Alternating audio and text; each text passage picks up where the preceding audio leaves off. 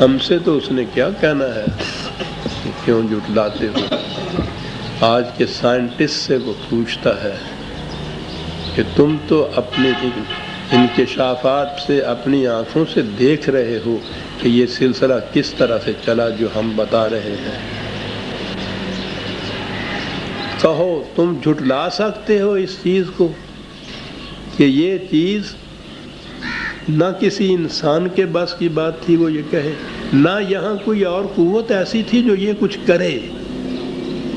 اس قسم کی قوت والا جو ہستی ہے، کیا تم جھٹلا سکتے ہو کہ وہ یہ نہیں ہے اور یہ آٹومیٹیکلی خود بخود کسی نہ کسی طرح سے ہو گیا؟ کہو جھٹلا سکتے ہو؟ وہ سائنٹسٹ نام خواہ خدا کا نہ بھی لیں، وہ وجد میں آ کے ایسے مقام پہ کہتے ہیں کہ بے شک یہ کسی ایسی قوت کا کام ہے کہ جو ہمارے ذہن میں نہیں آ سکتی۔ فَبِأَيِّ آلَاءِ رَبِّكُمَا تُكَذِّبَانِ، آئے دنیا کے سائنسدانوں بتاؤ تم خدا کی کون سی قدرت ہے کہ جسے جھٹلا سکتے ہو؟ اور پھر وہ آگے آتا ہے انسانوں کے لیے کیا کیا کچھ اس نے بنایا ہے۔ وقت تھوڑا سا ہے لیکن ایک آدھ آیت تو آئی جائے گی۔ زمین بنائی، انسان بنائے، اس کے لیے یہ تمام چیزیں کھانے پینے کی بنائے۔ موسموں کا تغیر نہایت ضروری ہے۔ جو کچھ پیدا ہوتا ہے زمین پہ وہ مرہون منت ہوتا ہے بڑی حد تک موسموں کے تغیرات پہ۔ موسموں کے تغیر کے ساتھ ہواؤں کا جو عدل بدل ہے وہ بھی چیز ہے۔ موسموں کا تغیر جو ہے وہ سورج اور زمین کی باہمی حرکت جو ہے یا گردش جو ہے اس سے تعلق سے پیدا ہوتا ہے۔ آپ نے دیکھا ہوگا موسموں کے تغیر میں سردیوں میں سورج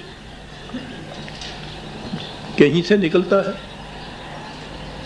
اور گرمیوں میں آپ دیکھو تو وہ دوسرے کنارے پہ ہوتا ہے۔ یہ سارا جتنا بھی حصہ ہے یہ ویسے مشرقی ہے، ایسٹی ہے، سورج کے نکلنے کا مقام ہے، لیکن سردیوں میں ایک نقطے سے نکلتا ہے، گرمیوں میں وہ دوسرے نقطے سے نکلتا ہے۔ یہی چیز ہے، وہ سردیوں میں جو ڈوبتا نظر آئے گا سورج تمہیں کسی اور مقام پہ ڈوبتا نظر آئے گا، وہ گرمیوں میں نظر آئے گا کسی اور مقام پہ ڈوبتا نظر آئے گا۔ یہ چیزیں تو وہ ہیں جو ہم اپنی آنکھوں سے یوں ہی مظاہر کے طور پہ دیکھتے ہیں کہ یہ یہاں سے ڈوبا، اب سردیاں آ گئیں، یہاں سے آ گیا، یہاں ڈوبا، یہاں سے طلوع ہوا، لیکن در حقیقت اس کا تعلق زمین اور سورج کی باہمی گردش سے ہے، اور گردش سے ہی موسموں کا تغیر ہوتا ہے جس پہ دار و مدار ہے ان تمام چیزوں کا جو انسان کی زندگی کے لیے، نشو و نما کے لیے ضروری ہے۔ یہ تغیرات جو آتے ہیں یہ بڑے ضروری ہیں۔ کہا کہ یہ کچھ کیا تو ایسا ہی نہیں کیا کہ اس کو جامد طور پر بنا دیا ہے کہ ایسے ہے اور بالکل ایک ہی طرح سے رہے، کوئی حرکت نہیں اس میں، کسی قسم کی گردش نہیں اس میں۔ کہا کہ رب المشرقین و رب المغربین، یہ مشرقین اور مغربین، دو مشرقیں اور دو مغربیں۔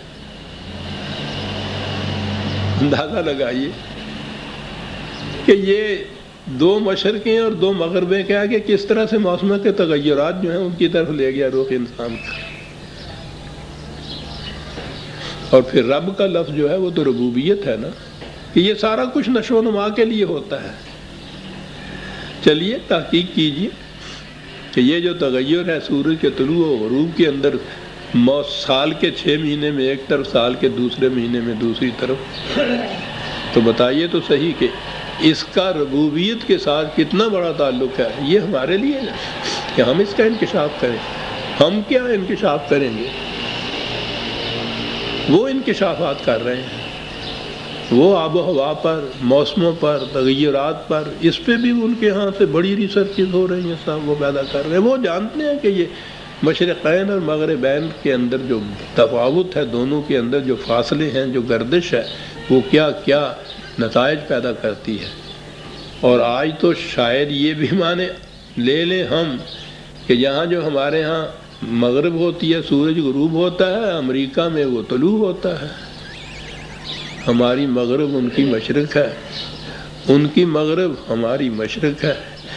تو اس کرۂ ارض کے اوپر جی چاہے تو یوں بھی کہہ لیجئے کہ یہ دو مشرقیں بھی ہیں اور دو مغربیں بھی ہیں۔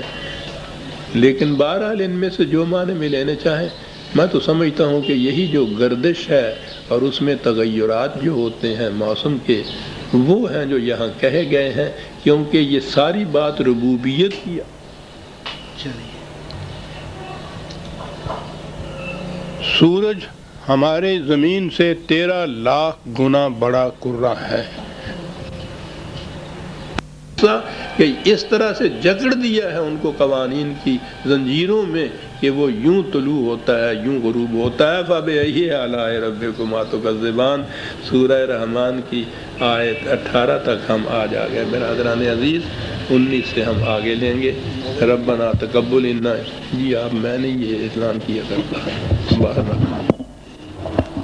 ایک ضروری اعلان جی، قرآنی فیصلے کا سلسلہ جو کافی دیر سے آ رہا ہے، اس کی 4 جلدیں پہلے شائع ہو چکی تھیں، اب 5ویں جلد بھی آ گئی ہے، وہ باہر سٹال سے مل سکتی ہے۔